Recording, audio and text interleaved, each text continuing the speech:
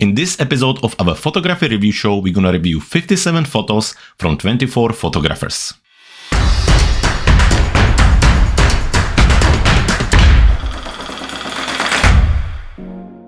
Hello everyone and welcome back to another episode of our photography review show. I hope you had a great week and I hope that you're ready for another portion of photography reviews. Now, if you've never been with us before, my name is Jakub and I'm a professional photographer based in West Sussex, England. Now, for the past 6 or 7 months, I've been reviewing your photos and I review hundreds of photos from hundreds of photographers. For this reason, we had to limit the entries to 1 or 2 photos per photographer per week, and we also take the show and divide it between 2 or 3 different parts. Now, usually we start by landscape photographers and then we look at the rest of the photography styles. Now, before we're gonna jump into the reviewing, I have 2 things to remind you. Number 1, make sure you head to Facebook and join our Facebook photography group. It's called Clever Photographer Academy. Just head to Facebook, search for Clever Photographer Academy and join us today. We talk all things photography there, we answer your photography questions, we review your photos, and we play regular photography competitions. So it's a lots of fun, and if you haven't joined us yet, make sure you do that right now. And now the second thing is to look at our photographer of the week. So let's do that right now. And here comes your favorite part of the photography review show. It's time to introduce you to our photographer of the week. Now, he comes from Cambridge here in United Kingdom and his name is Wallace. Now, we're looking at Doug's Instagram page here with a mixture of different photos. However, Doug says that his favorite is a long exposure landscape, seascape and cityscape photography. Now, looking at it from overall, his technical skills are excellent. I mean, look at this picture right here with the beautiful mist and beautiful light trails and the beautiful colors and just great technique all put together. When it comes to composition, of course you get some really nice strong compositions here, but I also like how he's very smart about composition, specifically when maybe the weather conditions aren't the greatest. So then you can get something like this when you can really play around with different reflection, ponds and so on. So this is something what's not as usual and I think it's very well done. And then of course the post-processing, I really love the consistency of the editing and how when you look at the feed it kind of all works together. It's really well done. And from reading through the interview, Dax mentioned that he's been photographing for only 3 years. I think after 3 years I'm really impressed by what you managed. So specifically, for example, this picture is the one from last week's show and I absolutely love it. I think when it comes to this kind of composition, it's something what's not always so easy to learn and sometimes you have to have it in you, and the mixture of the light and the scale and adding the person, I think it just all works together and it's very well done. So Doug, congratulations on your photography, congratulations on your portfolio and well done. If you want to see Doug's portfolio, make sure you visit his Instagram page right here, and you can also visit the website where he has more of his portfolio right here. And the same for all of you folks. If you want to join us and if you want to become our next photographer of the week, all you have to do is to head to our website cleverphotographer.com/review and find the upcoming dates, links and information so you can join us already for the next week. So now this is out of the way, so let's jump into the reviewing. And here we are with the second part of the show, where we're gonna be looking at mixed team photographers, macro photographers, portrait photographers, and a wildlife photographer.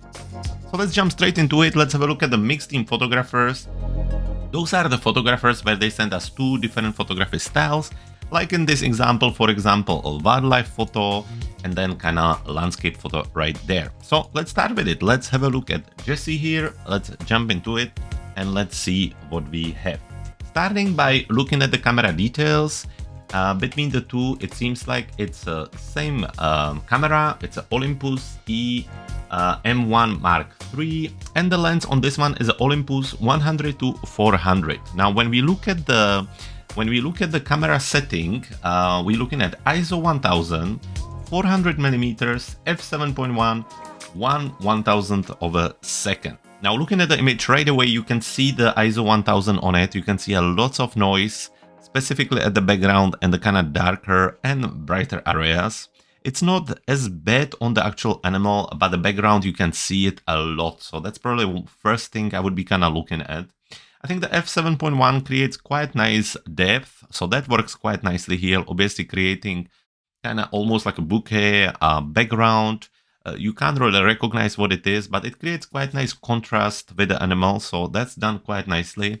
And 1/1000th of a second seems to be fine. Obviously, everything looks sharp on the main animal for me. I'm not sure if you had to go as fast. Usually, if the bird is sitting somewhere, probably about halfway, somewhere around 1/500, 250 something of a second is also good enough.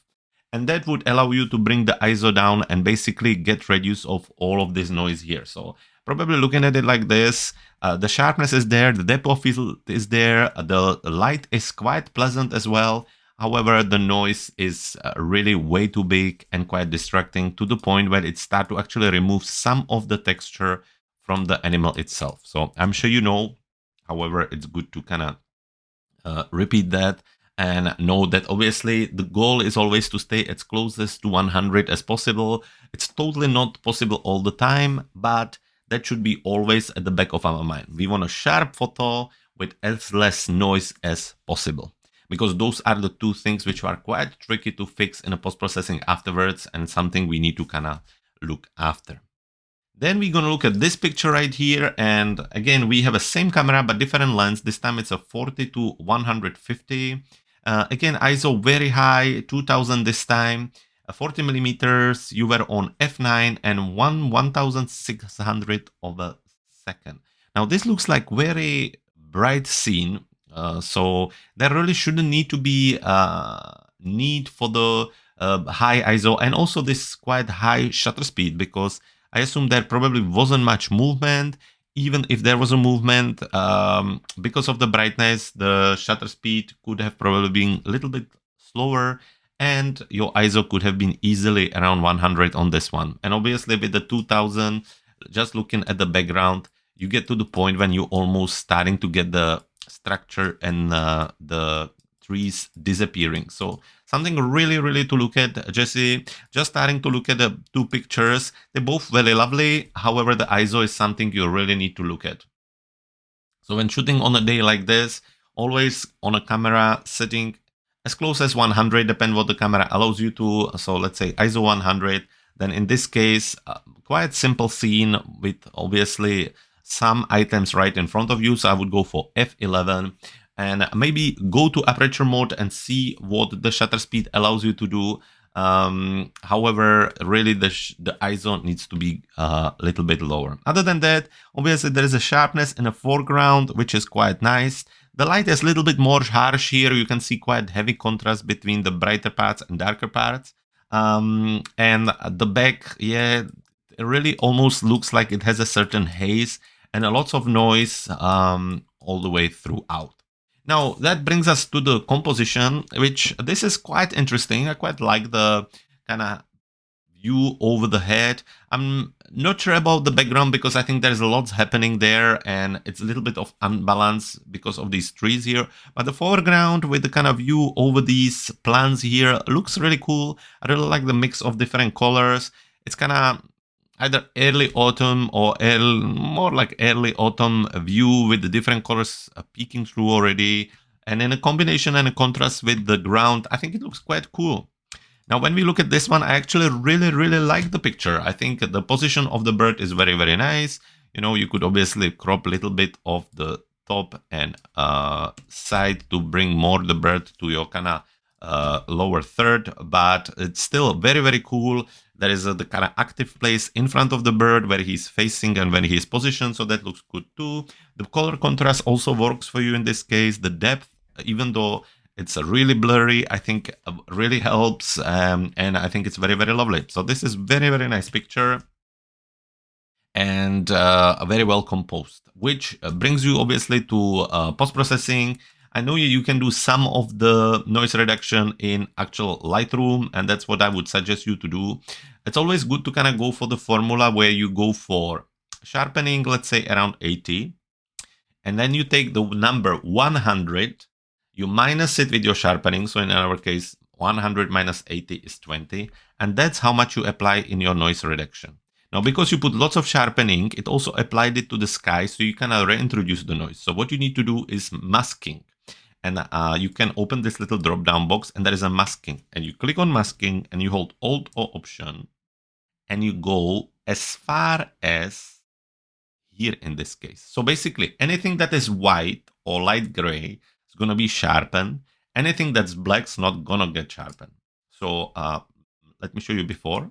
Lots of noise all the way through. Let me zoom in for it. So obviously, because we added the sharpening to other parts.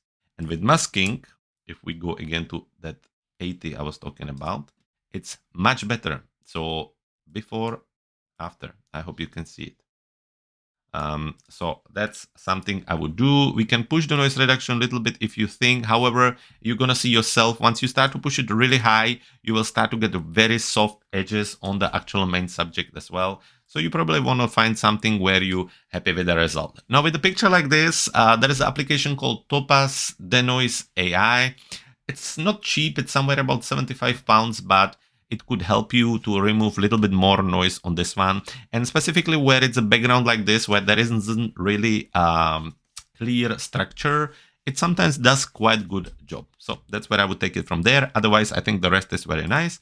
On this one, the background needs fair bit of work. So you would probably do similarly, again, going maybe somewhere to 70 and and then the noise reduction. So 100 minus 70 is 30, so you would go around 30, so that helps a little bit. Again, we use masking, so to do something like this.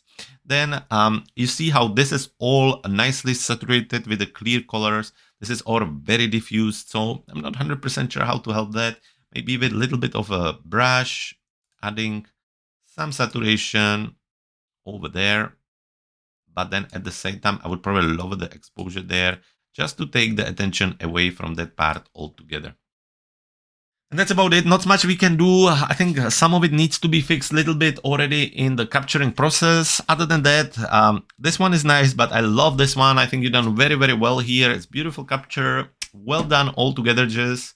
Thank you for sending it over. Take care. And if you have more pictures, make sure you send them to us in the near future. Which brings us to Laurie. Laurie, I got your message saying that those are probably not the pictures you wanted to send over. So I'm not 100% sure if I should review them or not. However, just give you a few things. I'm not going to run through the whole usual thing, but this is quite pleasant capture of the animal. Obviously, a little bit closer, but still with nice space in front of it. So that's quite nice. Let's just have a look if we could maybe help to it a little. Let's have a look at the white balance, first of all. So maybe a little bit more yellow, a little bit less pink, yeah. Pushing a little bit the vibrance just to make it a little bit more colorful, I think helps as well. I would bring the exposure down a little, and I think it has a little bit of haze over it. So let's see if we can maybe go into effects and apply a little bit of dehaze. So that sometimes helps. Now also in this part, it has the kind of blue tint to it. So maybe with a little bit of a brush, adding a little bit of yellow and warmth, we could remove that tint from him. So that's maybe something I would do. Something like this. Then we create another brush and we could add some contrast and maybe a little bit of texture. So that way we kind of let really the animal pop out from the rest of the image. So you can start to see how it's kind of starting to come out. Let's see if we add even more texture, maybe even a little bit of clarity, contrast, and maybe saturation. Something like this, I think. It's quite cool. And then let's do one more. I think it's still a little bit too blue for me here. So a little bit of yellow again. Let's do one more brush. A little bit of yellow. It really takes away lots of this unwanted tint. So that's where we are here. So this was before, this is after. Then obviously my usual going into the effects, bringing down the vignette to close it a little bit. I think another thing, maybe with another brush, and as you can see, it's lots of brushing, adding a little bit of saturation just to some parts like here.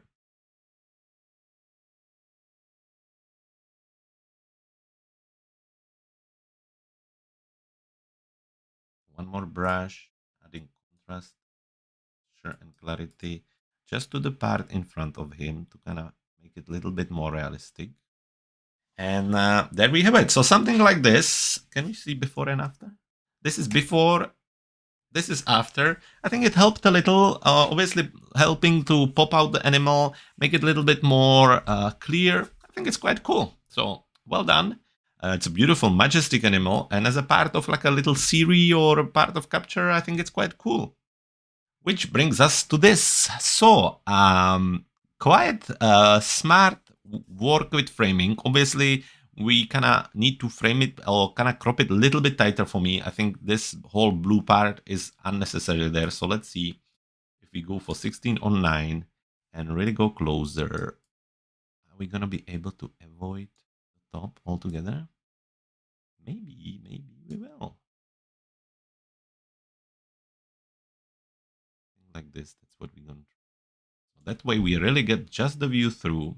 Then I think we need to kind of straighten it. So let's see if auto could help us with this. Not completely. So we use the guide thing here. See here. Here.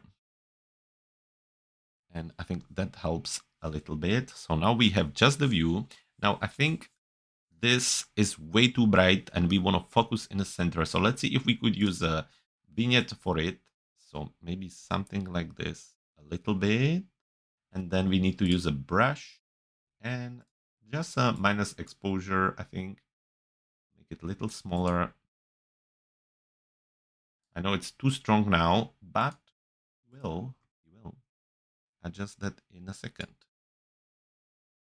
Kind of this.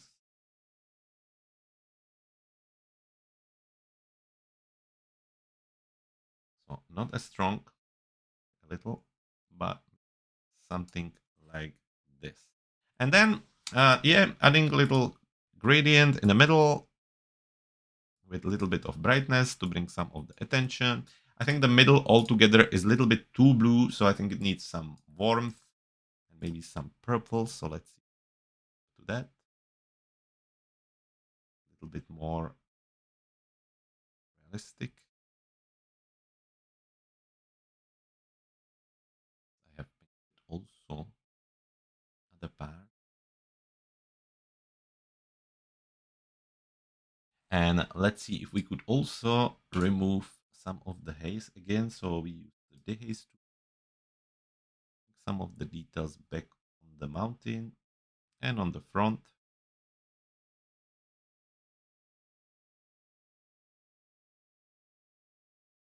Something like that. And you can see slowly with a little bit of love how it's kind of starting to pop out, how we kind of remove some of the unnecessary parts.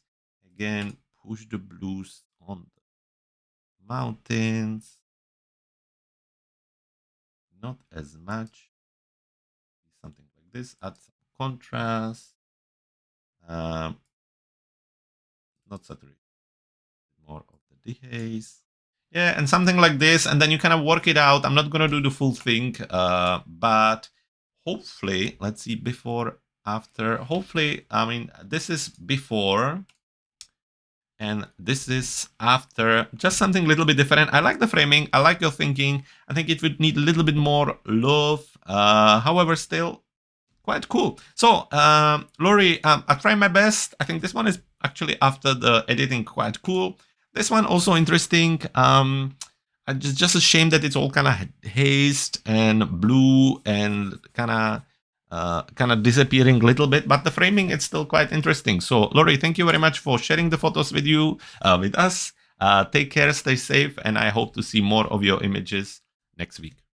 Moving on as Stevie Brooks. Stevie, we have 2 images. Unusual black and white picture for you. And then we have this bird, beautiful bird. So let's talk about it. Let's have a look at the images. Starting with this one, different cameras. Yep, this one is a Nikon D300S. The lens was 18 to 55 millimeters, and the camera settings were ISO 200, 32 millimeter f11, 1/400 of a second. So looking at it like this, obviously ISO 200. Let's see how much noise damage it did to us. Nothing crazy. It's not as visible, so that's quite cool. 32 millimeters. Yeah, f11. Yeah, I mean, there are some items near to you and so on, so f11 is probably a safe option. 1/400 of a second. Obviously, I'm assuming it was a kind of sunny day. And 1/400 second, little bit let go the fact that you have a long exposure sky there. Reason being that obviously already without knowing, I kind of start to see glow around the trees and in the trees here and so on. So that's kind of start to give away the fact a little bit. But then when you look at the shutter speed, you know that you would never really get this kind of streaky sky with 1/400 of a second. Maybe a little slower. This is more like maybe half a second, or even more, maybe even 10, 15 seconds. So that kind of gives away. Although the combination works quite nicely for me. So obviously not everybody see the shutter speed. So then it brings me to the fact that some parts are just a little bit too visible. These replacements on items like this, specifically here, you can see it a lot. When you have a trees where there is so much texture in them, so many branches and so much happening, it can get really, really tricky to replace it. I think, to be honest, on this big tree, if you would do few cloning in Photoshop on these little parts, you would get away with it. Where on this one, you can really see it much more than the rest. So just something to kind of think of. Otherwise, put together the sharpness, the contrast, quite nice. Lots of texture here. So other than that, technically quite well handled. Which brings us to this one, which was Nikon D500. 200 to 500 millimeters lens, and your camera settings were ISO 280, 500 millimeters, so really punched in, f5.6, 1/1000 of a second. So looking at it like this, obviously the camera settings are quite fair. 280 ISO doesn't give you necessarily a huge amount of noise, maybe just a touch, so that's not a problem. A little bit of a shame with the background, because obviously the bird being quite bright itself, it kind of blends together a little bit, and it's just lack of a contrast a little bit. Of course, the feathers and the different color helps. It's also very tight shot, which is not necessarily a problem, but there's a lots of kind of minimal space on the side for that. The sharpness is there on the bird itself, on the feathers, so that's quite nice. The light is quite nice as well, nothing too crazy, too harsh, quite nice warm kind of areas here. So all in all together, put it like that, quite nicely done. Composition, yeah, as a part of a series, as a tight shot, as a series or wildlife series, quite nicely done. The bird is kind of moving, obviously interacting, which is quite nice as well. It's a different posture. I quite like it. I don't think there's anything wrong with it. Again, one thing just to mention is the background, where I think the bright background just takes a little bit away from the contrast and from the overall depth of the image. On this one, when it comes to composition, first of all, I would always look to make sure that my geometry is right. And it looks like the house is tilting a little bit. So if the auto doesn't do a great job, then I would go for the navigation and do something like this. And maybe like this, just kind of by eye. So that kind of turn the building the way we need it, I think, a little bit. Let's just double check.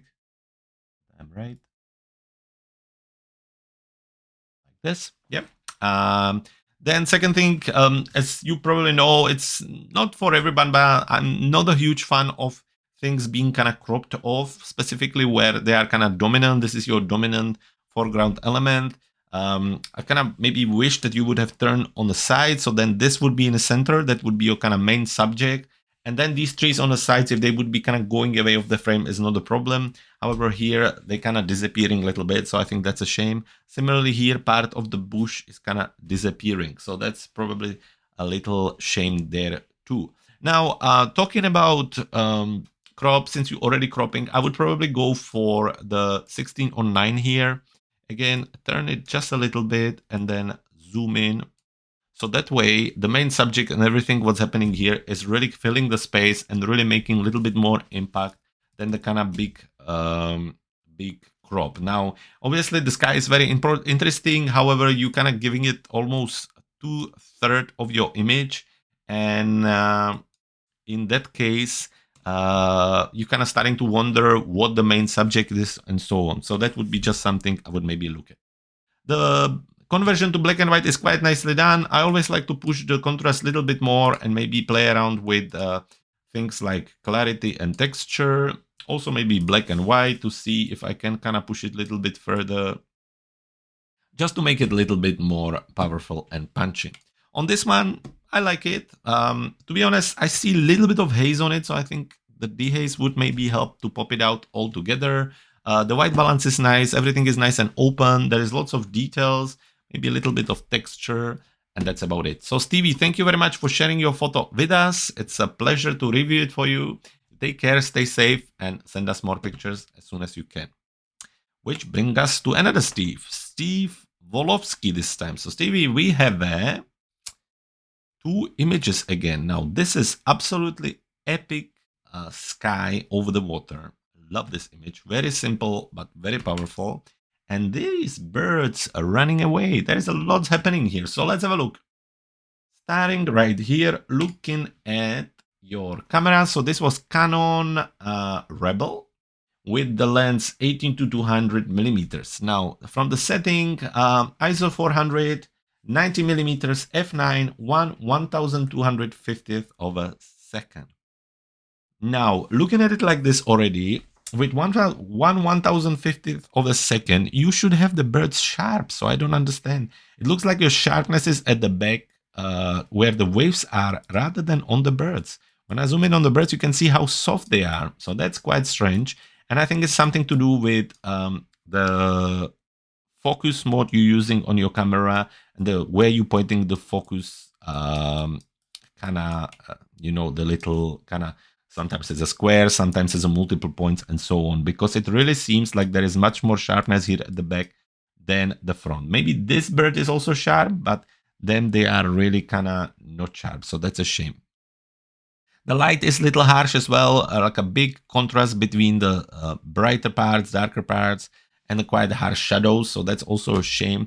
And the background, I think, looks almost a little bit dirty. So I wonder what the called white balance is, but we can look at in post-processing. So anyway, looking like this, I think the sharpness is the number one thing I would be looking at. And also the ISO 400. As I always mention, it's good to look at it and see if there's any way you could kind of lower it as close to 100 as possible, especially in this scene where it seems like there was plenty light to capture everything you need with it. Which brings us to this picture. Different camera, this time Canon 80D. The lens was 55 to 250 millimeters and the ISO 100, so this time spot on. Exactly what we're looking for, 100 millimeters, so quite zoomed in, f5, which is perfectly fine for this scene. There's no object, anything to kind of blur out or focus, it's perfectly fine. And 1/160th of a second will give you this kind of frozen effect on the water. However, then it will capture the sky really the way it was. So all in all put together, I think the setting is quite cool. As an alternative for next time, I would maybe try also to bring a tripod with me, set it on and have a longer exposure so you would kind of get smooth water and maybe some reflection of the sky in it. It's just something a little bit different to do and more kind of artistic thing rather than something being wrong. This picture is epic. As a composition go, I think it's super cool. I think obviously the water adds to it some kind of base, but then clearly the whole picture is about the sky. I think the bird is quite nice, again, helping with the scale feeling of it. Yes, obviously there is a little bit of missing of a depth. It looks almost like a painted on a wall, but still Stevie, very, very pretty. Now on this one, when it comes to composition, I think it's a shame that there is kind of parts of the birds poking from here. Other than that, it's quite nicely done. You kind of zoom in on the birds. It's nice panoramic crop. All in all, nothing much to kind of say. I think this picture, the point where you really need to focus on is the sharpness rather than the composition, which is quite good here. Now, when it comes to post-processing, obviously you could try to remove these parts. So I would remove this thing here, this thing here, and that way we can kind of get removed of this distraction. double check your white balance. So we go into auto and see. So obviously it was really warm day because it's pushing it towards the warmth, which is not necessarily a bad thing. Obviously this would also look quite nice in black and white if you would want to go that route. Maybe a little bit more vibrance, but that's about it. And then in a color mixer, I would see if there is any way in my saturation I could remove some of the shades of brown at the back, at least a little bit. I know it takes it a little bit away from the birds themselves, but maybe a little bit just to make it a little bit more fresh, I think. What you could also do, you could use a little brush and just paint over it with maybe a little minus saturation, you know, just to kind of remove the brown color from that. So something like this, I think, would be something I would be looking at. You could also add a little kind of linear gradient on the top to close the image from the top a little bit, something like this, and do pretty much the same the bottom to really bring the attention towards them. So that's it. And on this one, absolutely nothing to say. I think it's brilliant. Love it. Love the white balance. Love the details. Love the contrast. Love the highlights. Super, super cool, Stevie. Thank you so much for sharing the image with us. It was lovely to review it with you. And if you have more, make sure you send them soon. Okay, and it's time to look at another photographer. This one is Tia. Tia, we have two images right here. This like super, super close macro of a fly, I would assume. And then this one of a seascape. So let's have a look at it. Two completely different images. Starting with this one, this is Nikon D800 with the lens 24-70. When it comes to camera settings, we're looking at ISO 200, 24 millimeters, f9, 1/30th of a second. So looking at the setting itself, nothing really that wrong with it. Obviously, ISO 200, we always try to stay as close as 100 if possible, but it looks like the light was maybe a little bit lower, so not a big deal here. f9 is fine. Obviously, some items in front of you, you want to keep the sharpness all the way. I think f7 would have probably do, but f9 is fine. And 1/30th of a second is, depending on the gear, usually on the edge of what can be handheld. Maybe you did have a tripod, so then it's fine. When I kind of zoom in like this here, there is a touch of softness in it. More at this part than in the front. I think the front is nice and sharp. However, it's only really visible when you zoom in like this. It looks quite nice and sharp.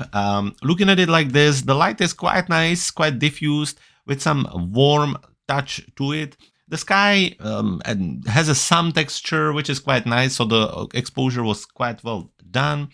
And the color comes out quite nicely too. So I think technically it's quite nicely captured. One thing, I can see some chromatic aberration coming through, which is something would usually come through your lens and something to kind of keep an eye on. It's quite heavily here. You can see the purple. There is a really easy way to remove this now in Lightroom and also Adobe Camera Raw. So let's kind of zoom in on it. When we talk about chromatic aberration, it comes through the lens, through a different light, hitting the lens from different direction and so on. Sometimes there's just nothing you can do about it. Now, in Lightroom itself, when you go inside of the optics, there is an option called Remove Chromatic Aberration. And when you click on that, it removes some of it, but not all of it at all. As you see, it removes some of the shades. And this is why we have the new tool now. It's called Difference. Sometimes you cannot see it. Something looks like this, and you need to click on this little arrow. And when it opens, as you can see, chromatic aberration come in purple and green. Now, in your case, you see much more the purple, a little bit of a green, but nothing crazy. It's more the purple I see and more on that side of the image anyway. So really easy and simple to remove it. You simply click on the purple here. You use this little drop down tool and you just hit the purple. So something like this, 1 second, one hit, all removed. If you want to make sure that the green is not there, you switch to the green, use the drop down box again, and just point towards any of the green areas. So there's a little bit here, and that's it. So that is straight ahead, nice and sorted, and one less problem to look at. Then we look at this image right here, which is epic. This is like from a movie. I mean, the level of the details is really impressive. It's really a shame we don't have any camera detail on this one, but I have to say that I'm really, really impressed with what you done here. Lots of texture, lots of beautiful details. In this kind of dark vignette, I think it looks quite cool. Maybe a little scary for some, but excellent work. Technically, I think really, really well done. When it comes to composition, as a part of a series, I think it would work a little bit better because obviously when you look at it first, you are almost wondering what you look at. So if you would have a 3-4 images, 5, where you kind of build it up together as a story, I think it would work very nicely. Still excellent capture and nothing much to add on this one. Now, when it comes to the composition here, you kind of looking at it and you're thinking, okay, what exactly is the picture about? What you're trying to show? Obviously, you have this fence here, and then you have some of the foreground here with the kind of grass and a ground. But then at the back, there is nothing really much happening anymore. So almost that's where the picture almost finished. Unfortunately, there is not that much finishing on the sky. So the combination is just none of the element is really that strong together. So that would be one thing. I think the foreground also isn't the strongest. Obviously, there is a little bit of kind of mess. It's all put together. It's quite nice, but not the most powerful composition ever. And probably not necessarily the composition. I think it's the subject. You know, sometimes these things looks much better where we see them in person when we're there compared to what you're actually trying to show. Is it about the fence or is it about the scene or the sky? It's just a bit difficult to say. Obviously, it's more kind of like a panorama and very kind of high definition cut, which I really like. It's just I'm not 100% sure where my attention should go. Also, the diffuse light really helps, so it doesn't create any harsh light. However, it makes it a little bit flat. So again, there are no kind of local adjustments where my attention would be brought to. So that's just one thing. When it comes to post-processing, actually, there isn't much done. I quite like how it's naturally edited. I think the white balance is fine. I think the highlights on the sky and everything makes it quite natural. You could add a little bit of vibrance just to bring some of the color here in the foreground up.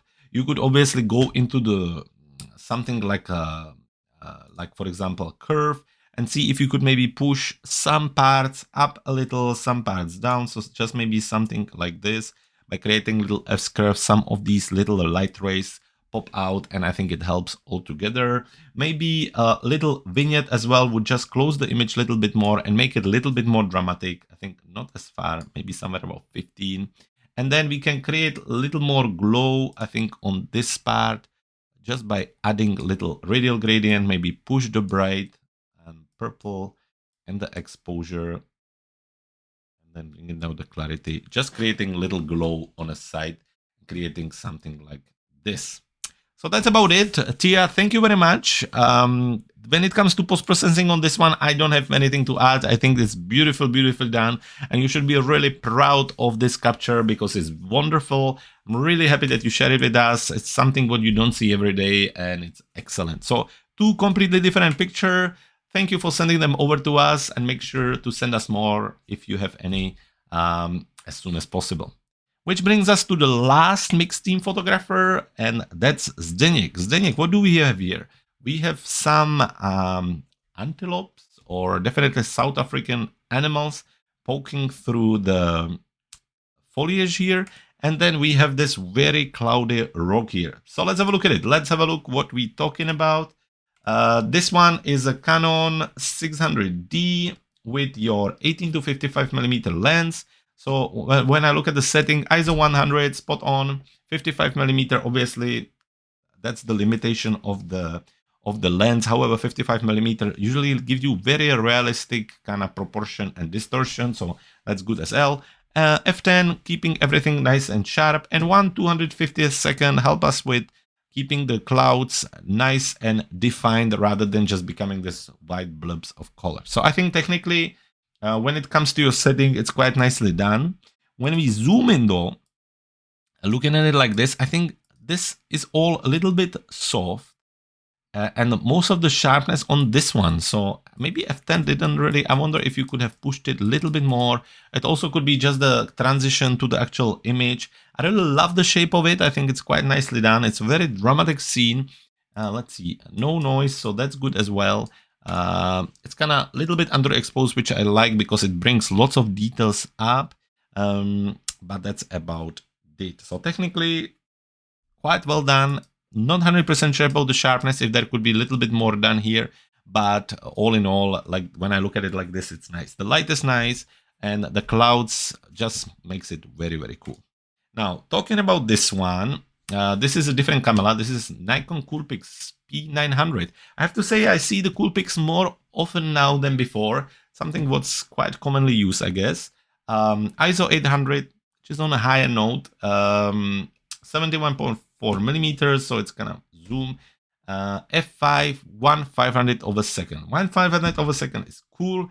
F5, yeah, creates this kind of nice depth of field, blurring some of the foreground and background, so that creates quite nice effect. But the ISO 800 takes some of the details definitely away. You can zoom in, obviously maybe a little bit of noise reduction done here, and you can see how it starts to lose the actual texture in the details. It's still visible, but when you look at it, you see how it's a little bit soft. So a little bit shame here's Zdenek on this one. When it comes to light, it's quite nicely lit actually, with a nice diffuse light, nice color, and actually quite nice contrast between the animals and the surroundings. So that's quite nicely done. Now, when I talk about composition, I think they tilting just a little bit. I think if we would just turn them to something like this, I think it would help. I'm almost thinking even more, maybe something like this. They look a little bit more straight. Now let's have a look where you have them positioned. I wonder if we could do maybe more, not turning, but more something like this, which is probably too much. Back a little, and maybe something a bit more this. I like that a little bit more. I quite like this. I quite like that, creating quite nice frame around them. So all in all, like this is how I would leave it. And again, the depth is there, the contrast is there, clear subject is there, so well done. Now, talking about this one, I kind of feel like it's a shame this tree is here, this and this, because it kind of distracted the scene a little bit. And if I would just kind of jump in Photoshop and probably try to remove it if it would be possible. If not, it's not a big deal neither. Now, one thing I wish there would be is that there would be something what would help with the scale. I know there are some trees here at the back, but they are way too small. I wish there would be something closer, which could really, like even a person or something where it could really show us how huge the mountains are and how big the scene is. I think that's the one thing I would kind of really like to see. Other than that, obviously these layers of mountains help with depth. The contrast between the different colors is nice. The blue with the dark green, I think, works very nice too. So all in all, I think composition-wise, that's about it, and I would leave it there. Now, I'm always for removing certain parts which are maybe not necessary, and this is where maybe I would just get rid of a little bit of the side here and get somewhere right here, poking more towards the center, but that's more an artistic decision than anything. When it comes to post-processing, just keeping an eye on your white balance, I think, is a one thing. Obviously, you don't want it as yellow, but you want it a little bit closer to white on the clouds. So I think that's good. Now the tint, just a little minus, and that's about it. I think push a little bit of the contrast at this part, and on this part locally, I would do a little dehaze there, just to kind of bring the rocks out a little bit more. We can also do, we can push them with a little bit of texture, not crazily, just a little, and a little bit of contrast, and they kind of poke out a little bit more from it. And to counter step that, I would use a brush with a little bit of exposure and a little bit of white, and actually just do few local adjustments on the clouds where they are kind of brighter, to again make them a little bit more standing out. So some stuff like this, nothing crazy, but just something like this. So Zdenek, when it comes to post-processing this one, this is what I would do. Let's have a look at here. Obviously, I'm sure you already tried different things. We can still use a brush and maybe add a little more texture to the animals with a bit more contrast and maybe saturation. Let's see if that will help us a little. just to kind of let them stand out a little bit more. Always a good idea. Something like this. We can brighten them up a little as well. Okay. Then definitely a vignette.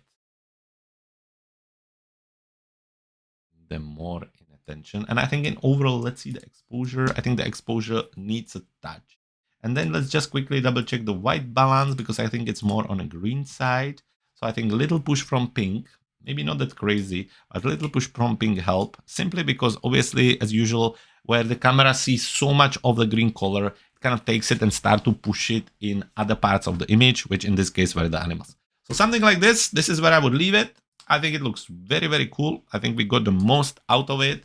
And that's it. Zdenek, thank you very much for sending us your photos. It's always great pleasure to see them. You know, I enjoy specifically the animal photos, to be able to review them and edit them. It's a great joy. So stay safe and send us more pictures next time. Which brings us to the next photography category. And this week we have a lot of macro photographers. So we're gonna look at macro photography. Now, macro photography here, starting with Dennis. Dennis, what are we looking at? So it's some kind of plant.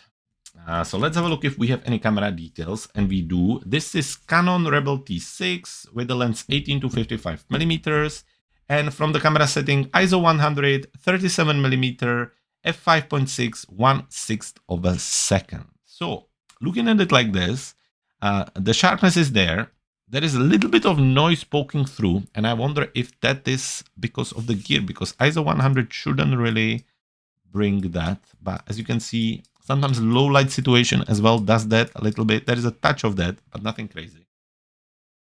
I think the rest of the setting is spot on. What I think is something more to look out for are these elements here. If I zoom in, can you see how there is a texture and then there is this completely blur out part? And then similarly here on the top. So I'm not sure what editing you are doing there. Same here, same around, and so on. But that really needs a little bit more work because it's just too visible again here around it. So I wonder what was there, what you were trying to remove. However, yeah, it brings a little bit of distraction to the overall image. When it comes to composition, it's not actually bad because it creates quite nice kind of reflection and equal parts and balance to it. So I think that's nicely done. I like the fact that the background is blurry. I think that helps. I think a little bit the color contrast isn't the strongest ever. However, it's still nicely done. Obviously, the light is nice.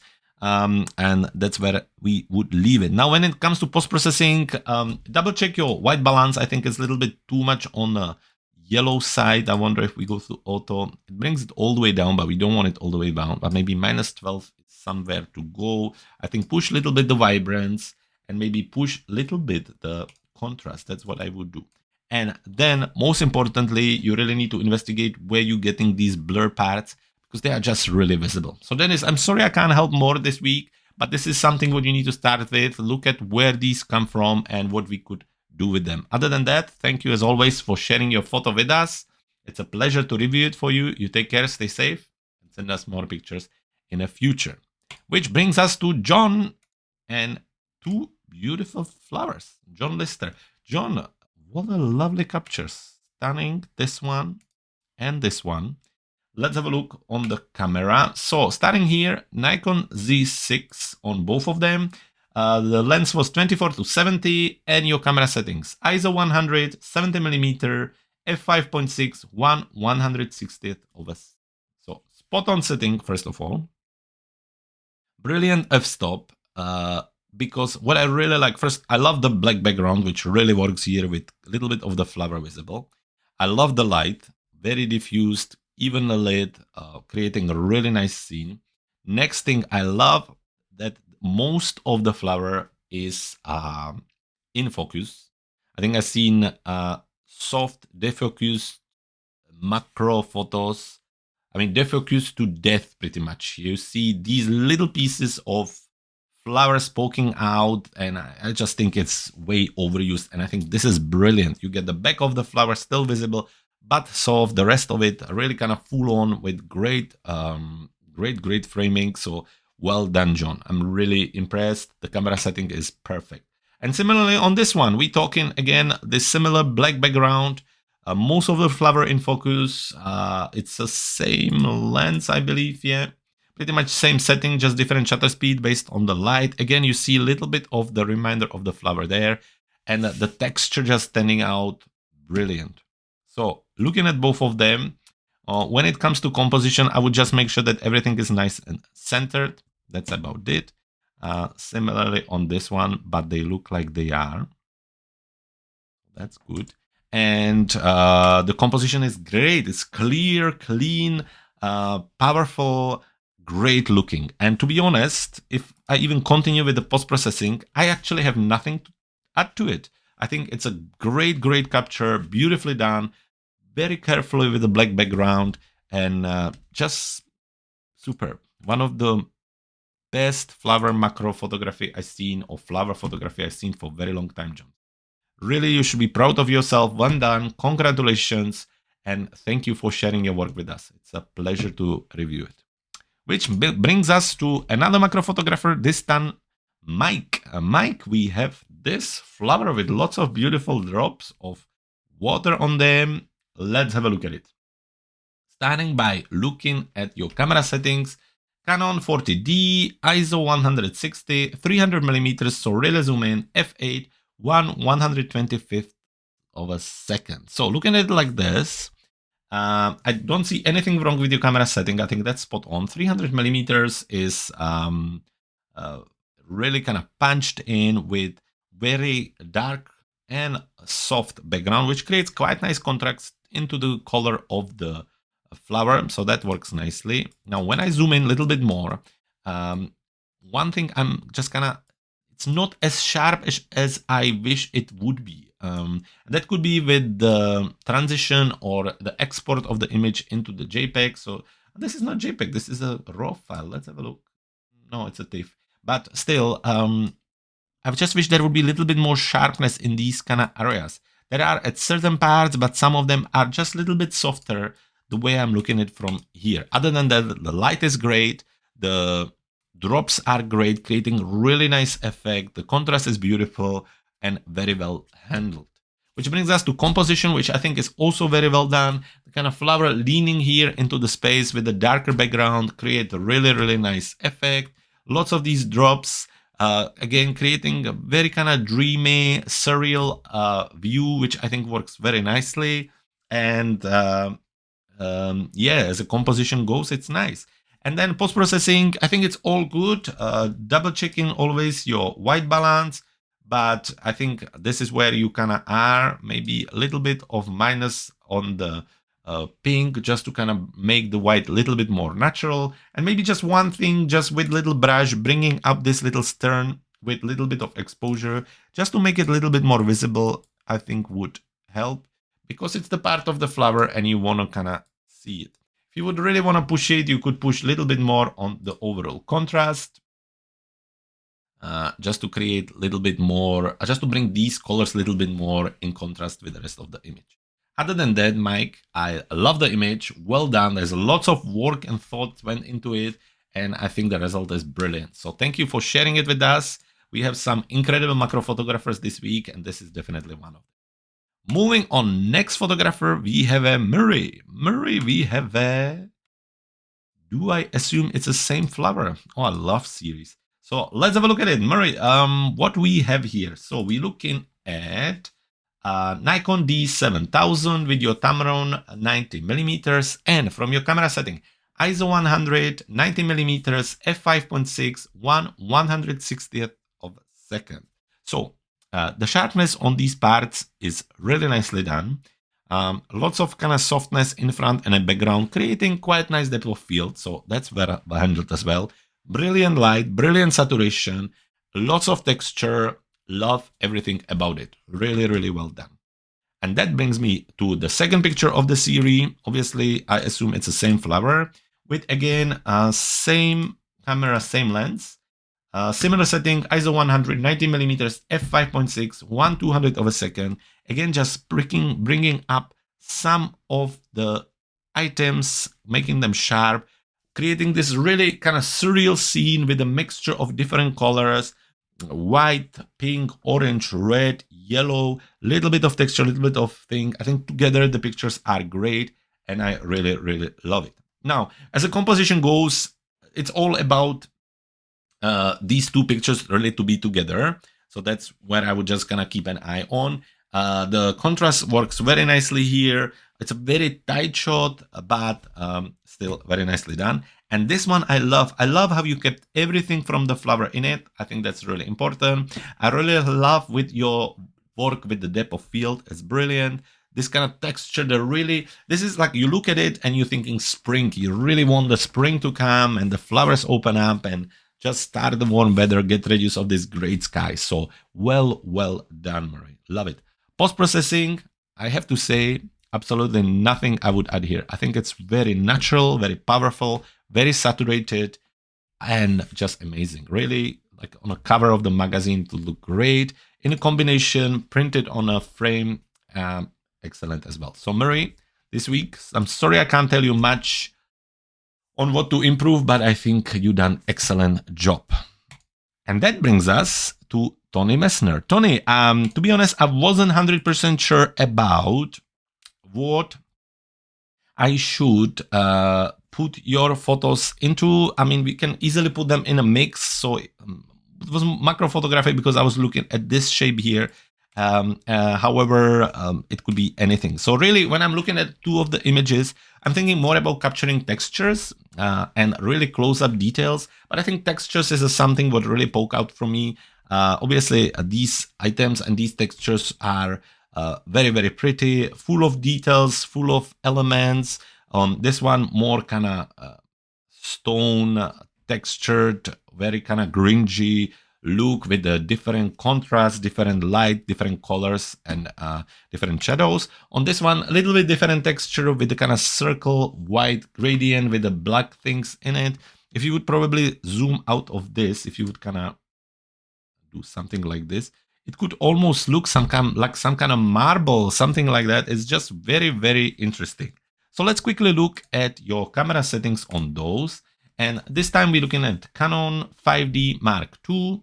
The lens is 50mm 1.8 and the camera settings were ISO 2000, 50mm f5.6, 1/40th of a second.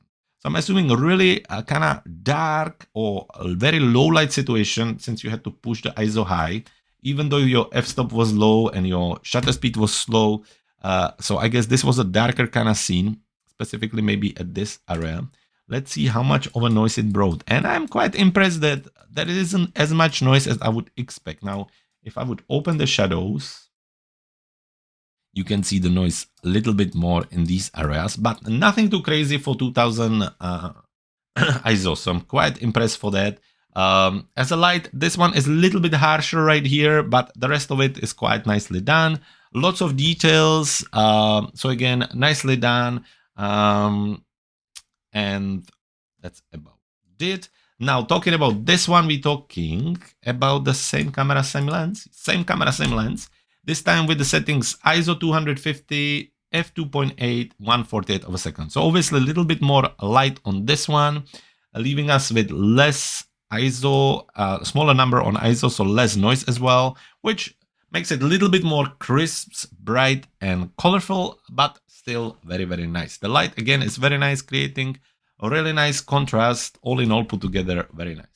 Now, when it comes to composition, if I would take this as a texture, as something I'm going to use as a texture in art, I would completely leave both of them, not worry about it, because they're going to be used in blendings and backgrounds and printed and adjusted to the art, and they would work very well. If I look at it as a pictures themselves, in this one, I already told you what I would do. I would kind of avoid this part here because I think it's distracting, and I would really zoom in on them and probably go for something like this even more. So I can either do this or I can do this, but I like the whole circle up there. So I would probably go more for something like this. And suddenly I have something really surreal and really special. I could do even more and maybe play around with the leaves there. And then you have something you could like print this on a frame, and I think it would look really cool.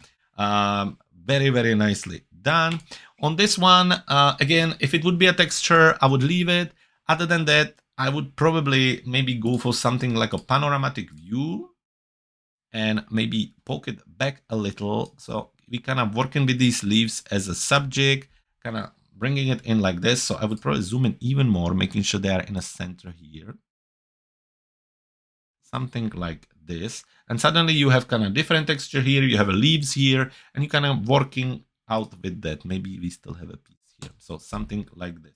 On the post-processing, I think a little bit of brightness would help. A little bit of contrast. I would open the shadows a little bit more because you always want to see a little bit of details in these parts, I think. Check your whites and check your blacks. There's plenty. And just push the texture again a little bit with minus clarity to make it a little bit more natural. Double check your white balance. That's always a good practice. However, I think you are quite right. With a little bit of vibrance, I think the result is quite cool. If you would want, you could use a little radial gradient, maybe on the main subject, flip it or invert it, and just darken everything around it. Bring in the main focus on the actual leaves. Similarly, on this one, I would use little Laurie G gradient, point it in the center of the circle, invert it, and just bring out the exposure to bring most of the focus on the center. So, Tony, this is it. That's where we leave it. Different approaches, different ideas. Please don't take any of that as something wrong. It's just different thoughts going through the images together and trying to see what they could be used for, how they could be adjusted, and what I think would be a good thing to do with them. So I hope you enjoyed it. Take care, stay safe, and send us more pictures in the near future. And that brings us to the final three photographers of this week. We're going to start with the portrait photography from Sandy. Sandy, we have actually, as you probably know, on our social medias running the festival theme this week. And so she sent us two pictures from Venice, Italy with these beautiful masks and costumes. So let's jump into it and let's have a look at them. Starting right here, we have a Sony a7R Mark III, 24-105 lens, and looking at the camera settings, ISO 400, 50mm, f4, 1/160th of a second. Oh, I love the level of the details. It's absolutely brilliant. All the way through with everything, obviously, focus on the eye. I think it's really cool. Very nice depth of field with the background being a little bit blurry, but still visible. I really like that as well. Lovely light from the back. I think also very, very nicely done. Which brings us to this one. Probably similar kind of timing. It looks like a similar sky with a warm haze at the back, which looks very, very cool. Same camera, same lens. This time the ISO on 250, 40mm f4, 1/320th of a second, making sure that everything is nice and sharp. Love the details all the way here, around everything. Also all the feathers, the eyes with these kind of gondolas or the boats from Venice behind, creating a really nice backdrop. All together, both of the images really, really lovely. Great example of portrait photography and a festive photography as well. Now, when it comes to composition, this one is nicely done. I think the background really helps to bring this Venice scenes together. I think obviously with the costume and the model pointing and looking towards this side, it's nice that there is this amount of space. I really like the fact that you took a time and made sure all the feathers are in the frame as well. I think that's really important for the scene because it creates really kind of big epic scene right here. The contrast between the green and all the rest of the colors. Also, the contrast of the sharpness, I think really works super well and it's nicely done. And again, the f-stop, knowing that even the background is still visible is very cool. Now, talking about this one, I'm not 100% sure about the center here. And maybe one part of it is also the fact that the horizon at the back doesn't seem to be exactly straight. Let's just have a look if we would turn it a little bit more towards what it probably should be. Maybe something like this would help just to kind of put it all together. The sun at the back is nice. I still quite like it. I don't think there's anything wrong with it. It's just a few things, you know, maybe if we would go more like this. I wonder, maybe like this then. this, just kind of working around with it, trying to create more space in front of him or her, maybe just something to kind of look at. Again, I would repeat myself. I love the light. I love the contrast. This one a little bit less contrast than from the previous one because of the colors, but then creating quite nice kind of seamless scene. The costume look beautiful. The light is still very, very nice. So nicely done. Which brings me to the post-processing. On this one, we could select the sky in masking and maybe just push the warmth a little bit more with the pink. I think that maybe is something we could do. Bringing down a little bit the exposure, just kind of really bringing the sky back with a little bit minus highlights. Something what could look very, very cool. Also, we could help the sun a little bit with the radial gradient. So creating something like this and maybe something like this. And what we want to do, we want to push the exposure, push the warmth on it, of pink, and bring down the clarity. So like this, and then bring down the exposure. So it's not as visible. Why am I so high? So something like this, just something.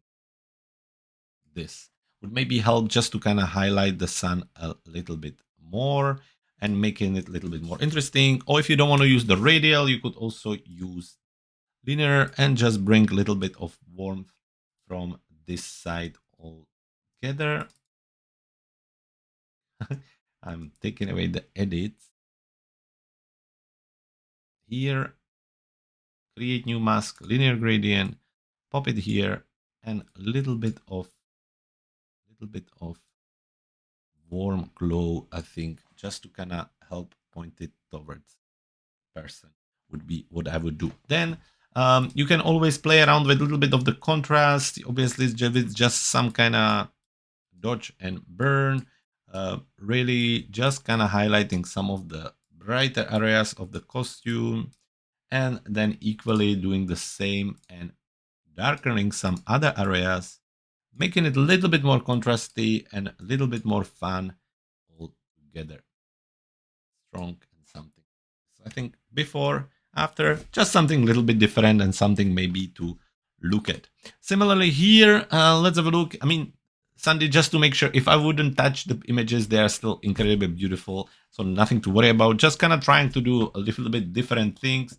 So again, we can select the sky. Let's see. It doesn't let us. Select the sky. Maybe add a little bit of a blue on the top. What would we do? No, we do warm first. A little bit of pink. Bring down the highlights. Bring down the... So highlighting a little bit more of the background. Then we will add one more mask. And this time we're going to use linear gradient. Bring it down here and make it a little bit more blue. Something like this. Now, if we don't want it to attach or adjust any of the costume, what you can do, we can and say subtract and select sky, and then subtract sky, and we need to invert the sky selection. So then something like this happens. So, and it's a little bit complicated, but basically what I said, I wanted to put linear gradient here and then take off the linear gradient everything what's not sky. So this is maybe something to kind of look at. And similarly, again, we can use a brush and maybe kind of highlight some parts where there was maybe a little bit more light, just like this, and then maybe do similar thing with the minus to bring a little bit of contrast back image. And again, before, after, very subtle changes, but just something to kind of look at. Sandy, thank you so much for sending your photos. They're epic, beautiful, beautiful. I hope you get to travel back again as soon as you can. Until then, stay safe. Send us more images if you can, and hope to see your images soon. Which brings us to wildlife photography. This time we're looking at Donna's picture here. We have a bear back again, so that's always great to see. Catching a fish right here, and then this beautiful bird flying and getting ready to get some of the syrup of the flowers. So looking at this one, it's a Nikon D850 with the 70 to 200 millimeter lens. When it comes to camera setting, it was ISO 250, 200 millimeters punched in, f3.5, 1/5000 of a second. So Donna, very, very nice capture. Manageable ISO, so very well done.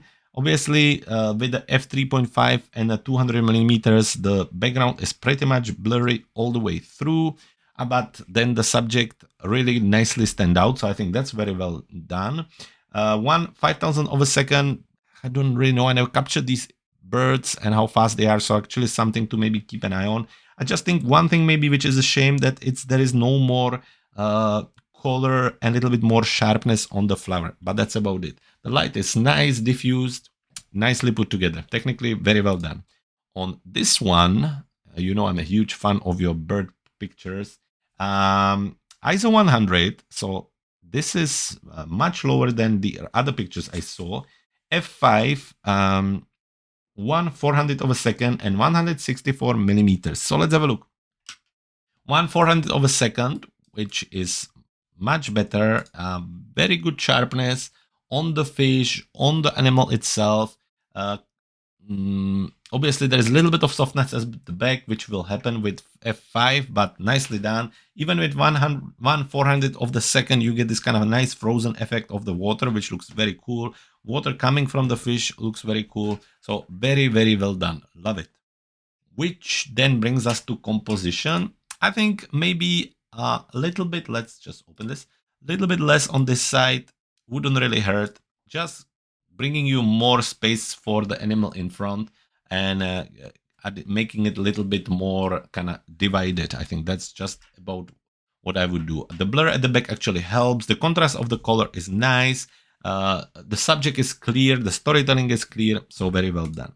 On this one, I love the panoramic crop. I think it looks very good. It really blinks the bird out. I already talked about the contrast. I think that's very cool too. The framing is nicely done. The bird is there in the full sense, full on. Lovely. Post-processing wise, what could we do a little bit differently?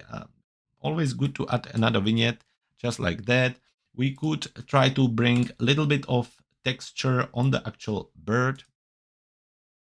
I'm gonna overdo it, but just like this, with a little bit of saturation to make it pop out. I think, let's see, before, after. It's a kind of subtle change, but I think sometimes it helps a little. Then we could also try to bring back some saturation on the flowers. So maybe like this. So that's about it. Other than that, very, very lovely. Now, talking about this one, what we could do, double check our white balance here, which is quite spot on, so nothing wrong there. Similarly here, I would probably use a brush and brush in a little bit of texture, a little bit of contrast on the actual animal to let him really stand out from the rest of the image. Something like this. Always idea. Maybe a little bit of saturation as well. Just really kind of take him off the rest of the image. Of course, vignette is another thing, and dodge and burn is always good idea in these cases. Really kind of brightening parts of the animal which needs to be brightened and darkening the ones done, creating quite nice natural contrast. Something. So there you have it. Donna, lovely, beautiful two pictures. Love this one. Huge fan of the bear images. You know that already. And this one also very nicely done. Just maybe the subject, this one is a little bit soft and losing a little bit of a color. Other than that, well done. Excellent images. Thank you for sending them over. Stay safe and hope to see more of the images next week. And that brings us to the final photographer of the week, Ken. Ken, which gives us never-ending supply of bird photos. So Ken, thank you very much for that. And this week we're looking at two images. This one a little bit blurry and distorted, looking at it like this.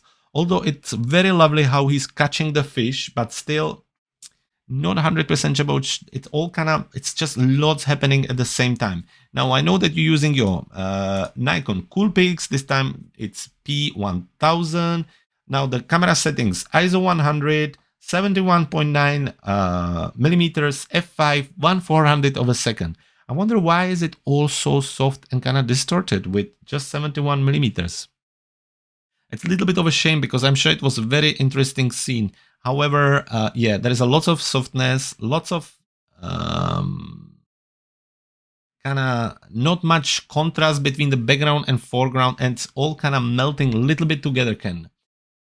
Where this one is very, very epic. Obviously, the bird flying away, reflecting in the water. That's very cool. From the settings, same camera, this time ISO 200, 5.8 millimeter, 5.8 millimeter, f3.2, 1/2000 of a second. So that's much better, much nicer, I think. Maybe I would go for different framing, but this one is a little bit more kind of defined and sorted. Which brings me to the composition. You definitely want to have the bird in the center of the attention, so on the center of the image. So maybe crop it differently. I'm not 100% sure if it needs everything on the top. Let's see, without, what would it do? Well, it would show something like this, or with, it would, if we minimize it, show something like this. I don't think we need all of this at the bottom neither. So just get something like this. So this is probably what as I would go for as a framing. A little bit of a shame that you didn't wait for the bird to go a little bit further, so these kind of branches wouldn't go over him. Now on this one, I would really need to see the original Find the Raw file to see how we could help this, how we could really bring this back out of it. A little bit of brightness, a little bit of contrast. I wonder maybe dehaze would help a little. A little, and just push some of the detail and maybe a little bit of text. That's about it. Black and white, would it help? Slightly. Definitely some vignette down, and that's about as far as I can take it. Again, I'm really sorry. On this one, definitely keeping an eye on white balance. So not as warm, but a little bit warmer, I think is a good idea. Maybe a little bit more tint to get rid of too much of the green tint. And when it comes to the image, definitely a vignette, not as high, but something like this. I think in overall, to make it a little bit more brighter helps as well. And that's about it. Ken, this is very lovely. Just wish the bird would be a little bit further. This one, I would need to see the raw file to be able to help a little bit more with it. Great attempt with the bird catching the fish, but a little bit busy altogether. So Ken, thank you very much for sending us your image or images. It was a pleasure to review them as always, and thank you for continuously supporting our group and also this show. And for the rest of you folks, thank you so much for watching this week. If you want to join us for the next episode of our photographer review show, all you need to do is to head to our website, cleverphotographer.com/review, find the upcoming dates, find the upcoming links, and more information about what you need to do to join us and maybe become our next photographer of the week. Stay safe, take care, and keep shooting.